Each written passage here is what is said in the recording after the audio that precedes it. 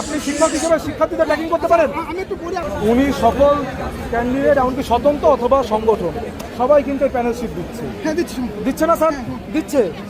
উনি আমাদের বলে যে তোমরা দিতে পারবে না, এমনকি আমাদের নারী প্রার্থীকে বলছে তুমি ছাত্র দল করো না, তুমি দিতে পারো না, তোমার প্রার্থীটা বাতিল করা হবে বা তোমার ছাত্রত্ব বাতিল করা হবে, এই ধরনের কথা বলছে। অথচ শিবির দিচ্ছে, স্বতন্ত্র প্রার্থী সবাই দিচ্ছে। আমি বললাম যে একটা শিক্ষার্থী 200 ইংরেজি শব্দ মুখস্থ করতে তো 6 মাস লাগে, এই 10 দিনে 1293 ঘন্টা তার নাম মুখস্থ করবে কিভাবে? এটা দিচ্ছে সকলে তাদের জানো ব্যালট নম্বরটা জানে এই জন্য। সেখানে তো আপনি আমাদেরকে আমাদের সাংগঠনিকভাবে বাধা দিতে পারেন না, অন্য কাউকে তো বাধা দিচ্ছেন না। এইটা বললে উনি আমাকে বলছে যে সব থেকে বেশি তো ছাত্র দল দিয়েছে, অন্যরা তো কম দিয়েছে।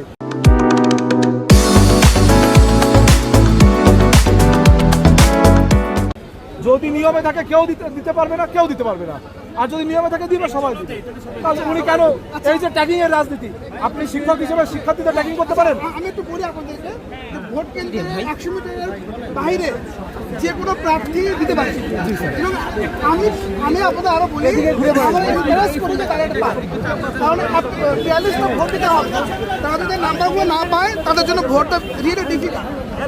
তারা এগুলো নিয়ে যেতে পারে, তারা এটাও নিয়ে যেতে পারে, অথবা তারা একটা কাগজে প্রার্থীর ব্যালট নাম্বার লিখে নিয়ে যেতে পারে। এই রাইট তাদের আছে। তো ঠিক আছে, থ্যাংক ইউ সো মাচ।